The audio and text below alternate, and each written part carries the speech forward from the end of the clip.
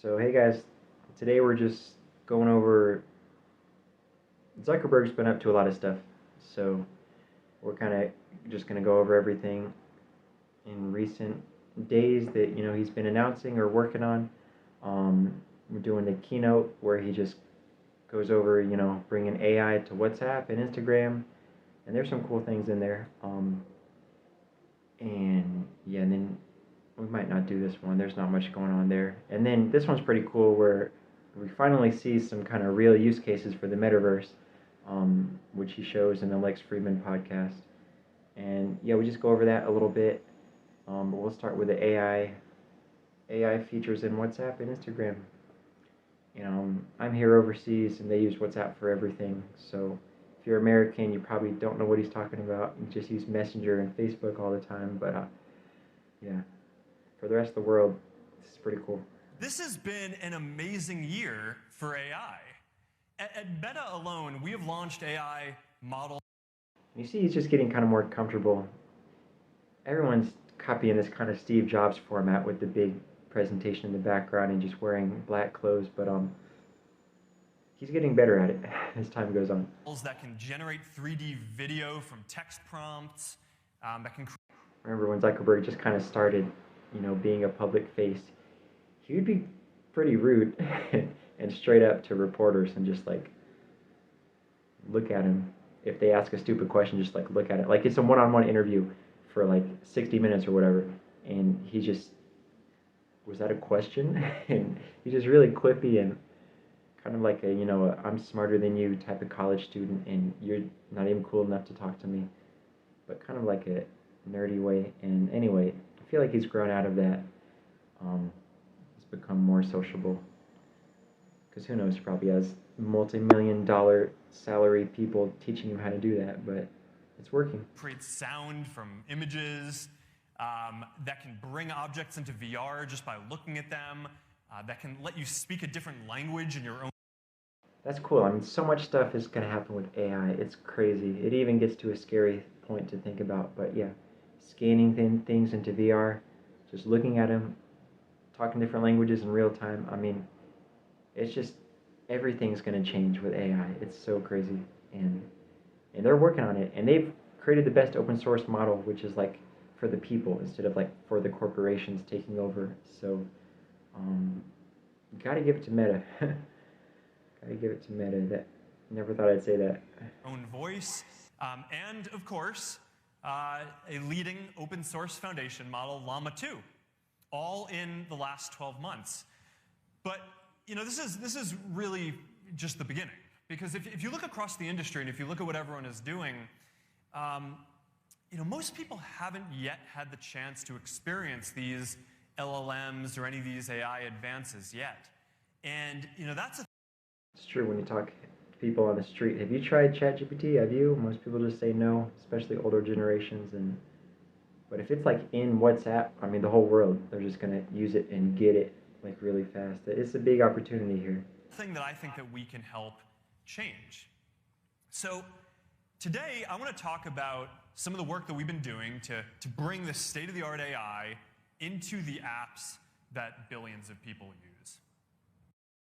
Which kind of makes sense on why they paid $19 billion for WhatsApp, because they saw the vision. They knew that, great, nobody uses it in the States, but in every other country of the world, because it's just based off of phone numbers, and all you need to sign up is a phone number. You don't need to email, name, create a profile picture, all these million things. The rest of the world just uses WhatsApp, almost like instead of a phone number. So he paid a whole lot of money. People kind of gave him crap for it, but I mean, now we can roll out things like this globally. So it's good. It's good not to be cheap sometimes. It's good to pay the money and see the longer term vision. So we set a standard for open source language models with Llama 2. But before today, we haven't talked that much about our image generation models. And our team has been... I don't know if you've used image generation, but it's amazing. I mean, Midjourney is probably the best, but Stability is the open source one that you can modify any way you want.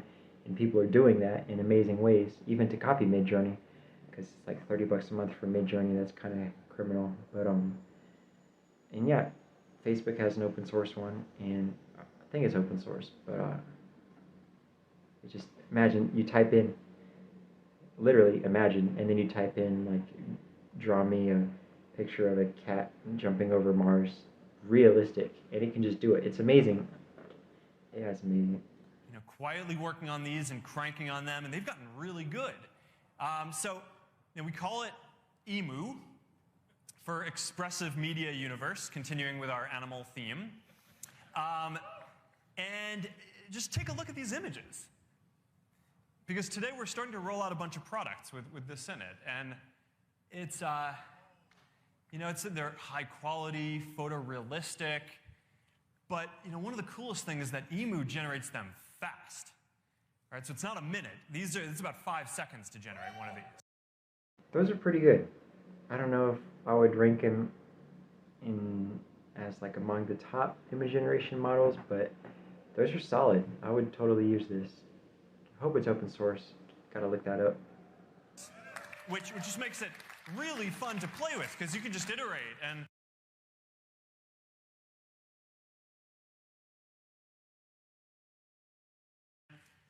my kids tell me it's still not fast enough, but but 5 seconds kind of gets to the point where you're really cooking. All right, so we built this into chats, and we'll get to that in a moment. He's becoming better and better on stage. He almost seems like a real person. Imagine that. But first, let's talk about stickers, because every day people send maybe being a dad helped. Hundreds of millions of stickers to express things in chats. This is cool. This is the best part of this presentation. After that, he starts to talk about playing text-based games and LLMs, whatever, kind of nerdy stuff. But this is cool. Like, I use stickers all the time in WhatsApp. Everybody does. And making new ones on the fly that other people don't have to download, because WhatsApp's kind of funny about stickers, and you have to have the same package. But if there's like a global platform for stickers that everyone can just use and see, and they're created on the fly, that's amazing. And it can like really just show people what AI is, because it's all about just generating things right now, generating text, generating poems with ChatGPT, generating images, and it makes it a lot less scary if you can actually see like what it is right now. Who knows what it'll turn into, but this is pretty much what AI is right now. And every chat is a little bit different, and you want to express subtly different emotions. But today we only have a fixed number. But with EMU, I mean, those are awesome. Those look like some professional graphic designer drew those and submitted them to the stickers database in WhatsApp. I mean, those are just generated on the fly, and they're amazing. All 4 of those are totally things any one of us would use in our group chats. Now you have the ability to just type in what you want. You'll generate And yeah, it took about 3 seconds or less to generate, and they're awesome. Set of custom, never-before-seen stickers on the fly. And yeah, it looks like the other person doesn't even have to download them. They just can see them. This is cool. This is just a great little way. People get focused on the big billion-dollar things, but if you're a company and you just do a little thing and you do a really good job, that's so powerful and valuable. You can make a lot of money that way. And you can send them to your friends.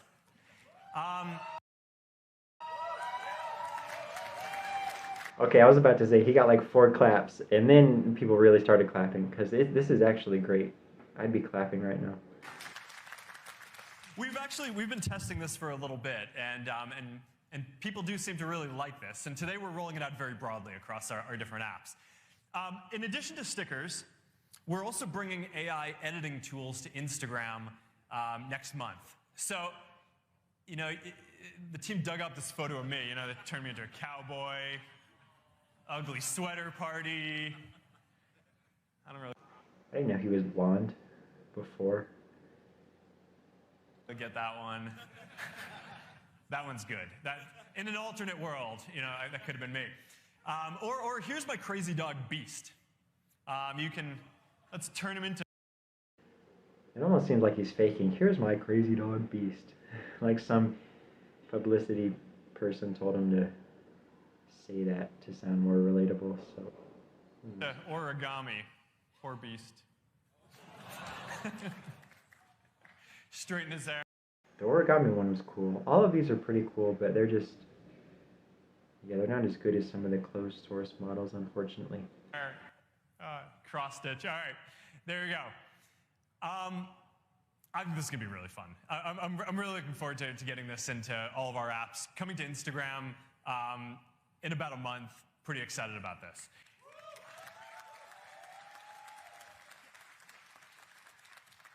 All right, so let's move on from images for a second. You know, at Meta, one of the views that or Meta AI it's your basic assistant. So yeah, I'm just trying to skip around and give you just the interesting parts. The rest of the video isn't that interesting. And it just kind of talks about their different AI assistants, because every big company thinks that they need a ChatGPT competitor. So this is like the Meta, I'm sure it's based off a Llama version, and you can talk to it, ask it questions in Messenger or WhatsApp or Instagram, and yeah, and you can ask it, hey, draw me a picture of a pirate ship in the style of, you know, this artist from, you know, and it can do a lot of things. It's cool. It's a little cooler than I'm giving it credit for. Like, I kind of like how in the WhatsApp version here, you can add it into your group chats and everyone can ask it questions together. And it even gives an example of, yeah, right here, like, what are some good restaurants in our city, downtown here? And it can just say it, and then everyone can say, yeah, I like that place, and let's meet up over there. Maybe it can even send everybody an email when that time comes so they don't forget or something, or just a message in the group chat here, which would be helpful, you know. Send a message at 7 p.m. so everyone here doesn't forget. Yeah, they copied the imagine hashtag from Midjourney. And yeah, this is WhatsApp, Instagram, Facebook, their new little virtual assistant. And then he gets to the part that I don't really like. Instead of just having kind of, you know, one easy virtual assistant that you can ask everything, they're starting to do like these individual, like, people ones. I guess it's kind of cool because, you know, they have like animated faces that are kind of, they're not saying the words yet. They say that's coming in like a month. Who knows? But right now it's kind of like, if you're chatting with it, and then it can like, can do like different emotions, like celebrities, Dwayne Wade, Snoop Dogg and stuff, which is kind of cool. But the part that I really don't like is where they start to introduce these new like individual AIs. So these aren't real people, they're just generated images, but it almost seems like you have to remember who's who. So this guy's like the stylist, and you can ask him about style stuff. This one's whatever, I don't know. One of them's like an editing professional journalist, and you can ask her like grammar questions. And then this guy's the chef, so you ask him about the recipes. And breaking it up into a million imaginary people doesn't make a lot of sense. You just have to remember who to ask what. And I just feel like people want one thing to talk to, or zero things to talk to, honestly. But if they want to talk to anything, it's probably just one like this that they can ask everything to, so they don't have to remember a bunch of fake personalities. And then he ends it with like a demo where he's talking to Snoop Dogg and some imaginary, as a dungeon master, Dungeons and Dragons, you know, a little nerdy, but I haven't played it before, but I guess Zuck really likes it. It's really popular. I shouldn't talk bad, but so he does like a live demo after a while, and it gets kind of awkward. Everyone's just watching him use his phone. Some of the comments about this are kind of funny, but yeah. I'll turn on the volume so you can. Forge ahead. Let's forge ahead. Gather your weapons and armor. So you see Snoop Dogg going, oh. And I don't know, it's not really useful right now, but if Snoop Dogg was really saying everything in that chat message, it'd be better. Well, I think we know what to do.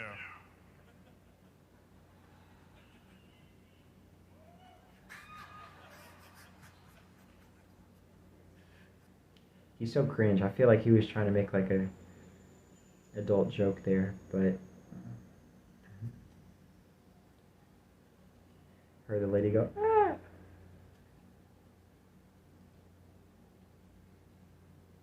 So I don't know what they're trying to do here. They got to get their thoughts straight because this is not how Snoop Dogg talks in the text form. It's just a regular dungeon master, and it's just Snoop Dogg making weird faces at the top. So anyway, as a business, they need to come up with a better idea for this and just get really clear on what they're actually trying to do. And it's just funny watching Zuckerberg kind of delve into his phone and start to play a game that nobody really relates to during a live demo. I'll let him kind of crash and burn a little more. Let's get on a horse.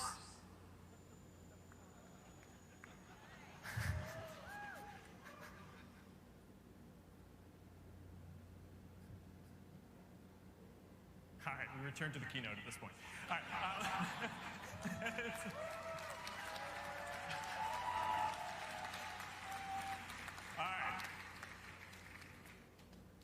Guess it went over a little better than I gave him credit for, but moving on. This is really cool. This is where Meta starts to make sense. It's like, why did you buy Oculus for $2 billion? It's not that bad, but and then change your whole name to Meta from Facebook and try to make everything about the Metaverse and invest tens of billions of investor capital into the Metaverse and not really see a result except for your stock price dropping 70% last year. Anyway, it's coming back, but this is actually a good use case for Meta. This is something that people would use. If they can put on a headset and talk to somebody who totally looks like their grandson, or I mean, you're talking with the real person, but if you can actually see, the actual face that looks more or less real, people are going to use this technology for sure. And it just allows for, it's powerful. I mean, look at this. Both of these guys look real, and it's crazy. There's so many layers of just stuff you have to understand here. So he has the headset on, right, in this right picture. But his little avatar guy does not. Everything used to be cartoony now, but now they're trying to do real people in the Metaverse, which is super smart. So it takes like an hour or two. You got to scan in. You got to do a lot of pictures with your face, different angles, different expressions. And then you have this, which is like a 3D model, which really saves on bandwidth because you're not sending a video, 1080p video over the internet. It's just like the movement data, so it moves your picture, your 3D model in real time. So I could see it having really low latency, like it looks like it does right here. And then, so you're talking. I mean, it's like you have the headset on. The headset has cameras all over, so it knows where your nose is, where your mouth is, what your mouth is doing, and your chin and everything in real time. I'm sure it can't see everything down here, but it just bases that. It's got to be pretty intelligent. It bases all of these movements off of what it can see from the lip, and because the camera's like right here on the bottom looking down. I'm sure there's silver cameras, and I think they're all built into the headset. I don't think you have to have any cameras anywhere, but it imagines where your ears are, and it puts that, even though it can't see it, with the earphones on, and it imagines where there's a lot of smart, crazy technology going on here, but it makes sense, and then you can have a real talk. I mean, whatever. Lex, the interviewer guy, is in Austin, Texas, I think, and Zuckerberg's in San Francisco, Bay Area, Palo Alto, I assume, and they're in the same room in the Metaverse right now talking, and both of these pictures look real. I mean, it's whatever 1080p version of themselves instead of a infinity P like the real world is. But I mean, this is amazing, and here's the interviewer guy with his version of yeah, of what he looks like in 3D. This is the real world, and then the 3D version, the heat map, and then the 720p whatever meta version, and it's crazy. It's real. It's working. So we're starting to see the light at the end of the tunnel as Meta stockholders, and the vision's really coming through. The people would use this. Grannies would use this. Family members would use this. Meeting business people would use this. I mean, I haven't tried it yet. I don't know if it still gives you the same kind of seasickness like before. I played some cool VR games, but then you just get bored and you never do it again. It had like a frontal view before of like what they actually see. Yeah, here's some of that. So this is like if you're Zuckerberg, yeah, he's showing him, like you see him, you see the interviewer guy. This is what you see when you're talking to somebody. You can change the light, and he's like, "Why you're so close right now?" So you can kind of back people up, and you can.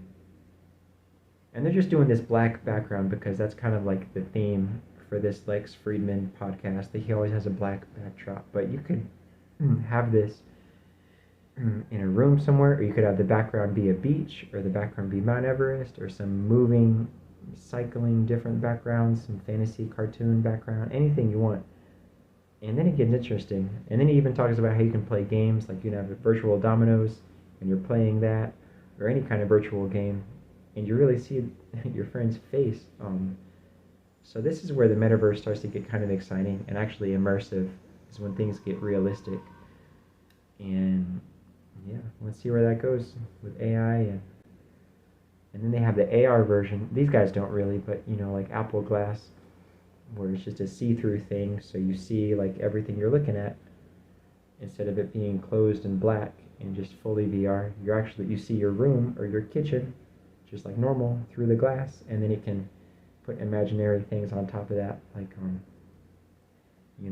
your phone screen or little logos or messages, but you're still walking around in your house and you're seeing just like you have regular glasses on, but it's like a little hologram. So yeah, there's a lot of stuff that can happen with this, and I think Zuckerberg's finally onto something. We'll see. And of course it's not just him, it's his whole company, but see what Zuckerberg's up to. He's doing some good stuff. So yeah, like and subscribe for more business tips, discussions, insights, and yeah, grow your own business, make something happen.